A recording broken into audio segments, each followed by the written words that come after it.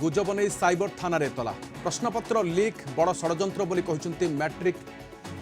Board कर्तृपक्ष एवं इंग्राजी प्रश्नपत्र leak viral होना एने किसी गणमाध्यम जो खबर प्रकाश पाई केवल गुजब बोली कही खंडन कर बोर्ड कर्तृपक्ष यह सहित आज साइबर थानार द्वारस्थ होती। अधिक सूचना आम सहित कटक जोनाल हेड विभूति साहू अच्छा। विभूति गोटे पटे बोर्ड कर्तृपक्ष आज थाना को जावाक बाध्य हेले पूर्वर सीबीएसई आमे देखिथिले पब्लिक अलर्ट जारी करथिला किंतु बीएसई बोर्ड कर्तृपक्ष जारी करि नथिले तथापि गुजब विपक्ष रे एबे आज थाना रे पहुंचछंती। देखो राधेश्याम साइबर क्राइम रे अभियोग करिछि माध्यमिक शिक्षा परिषद एवं माध्यमिक शिक्षा परिषद एक कथा कहिछि जे आपण तदंत करंतु जे प्रकृत रे ए जो र्यूमर ए जो चंचकता करा जायछि काहे की करा जायछि किभଳି करा जायछि किए करिछि एवं आपण जो कहते पब्लिक अलर्ट कथा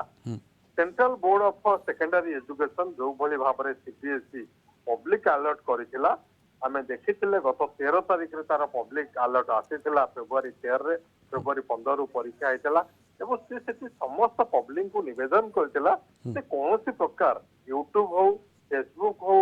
एक्स हो टेलीग्राम हो बा अन्य कोनोसी सोशल मीडिया रे कौन प्रकार भाइराल करेंगे ना एवं यह देखा जाए सारा देश में जे एभली भाइराल करी पिला मानकु तांकर मन को भ्रमित करवा बा अभिभावक ठार टंका आदाय करने अनेक जगह सोशल मीडिया रे मध्य भाइराल होता है एवं जहाँकि पब्लिक अलर्ट सीबीएसई पक्षर करी एथिरे यही एभली करुचंती ताहाले आईपीएस रो विभिन्न सेक्शन सहित आईटी एक्ट रे सेमाने दोषावह हेबे एवं सेमाने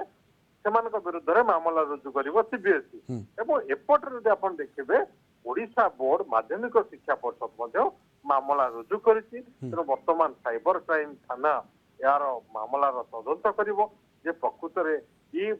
किभଳି लीक हैला जदिओ लीक हेछि जदिओ भाइराल हेछि प्रथमे कहा मोबाइल के आसला कहा मोबाइल रु कहा मोबाइल की गला बा या जाइके सोशल मीडिया रे तल प्रदर्शित होछि कि सबुठु अधिक चापग्रस्त हुअंती छात्र छात्री जो माने परीक्षा दउछंती विभूति सेमानक पय कोन कहूची बोर्ड निश्चित रूपे जदि आपण देखिबे ये प्रकारांतरे छात्र छात्री माने जो माने परीक्षार्थी अछंती 14-15 वर्षर बालक बालिका माने तांको ऊपर गोटे बड़ चाप पड़ुछि सेमानक मुंडरे एया ही रहउछि जे आम क्वेश्चन भाइराल हे गला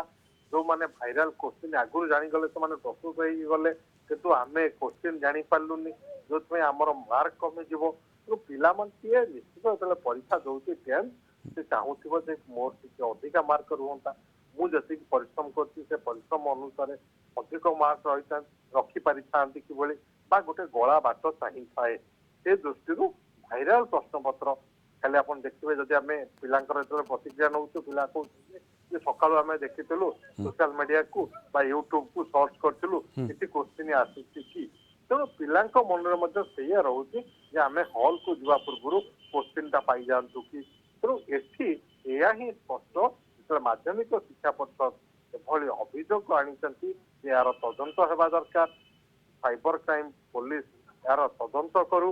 अन्य पटरे आपण जदि सीबीएसई अलर्ट को देखिए ये अलर्ट माध्यमिक शिक्षा परिषद करवा दरकार एवं जो भली भाव में एभली नहेब मानसिक चापर पिला माने न रहिबे परीक्षार्थी माने न रहिबे निहाती गोटे पटे यहा केवल गुजब सेमिति कोनोसी प्रश्नपत्र प्रघट होई नाही सबु सेंटर रे सीसीटीवी लागि जे कमांड सेंटर बोर्ड कार्यालय रे मध्ये रहिछि जाहाटु ऑपरेट करा जाई पारे एवं कोनोसी प्रकार त्रुटि ए नुह केवल गुजब जो माने गुजब करछंती ताहा विरोध रे दृढ़ कार्यानुष्ठान ग्रहण करा जाऊ एथि पई साइबर थाना द्वारस्थ होइछि बीएससी बहुत बहुत धन्यवाद हम सहित रहितिबारु विभूति साहू कटक जोनाल हेड अधिक आलोचना करथिले समस्या आछि बुलेटिन को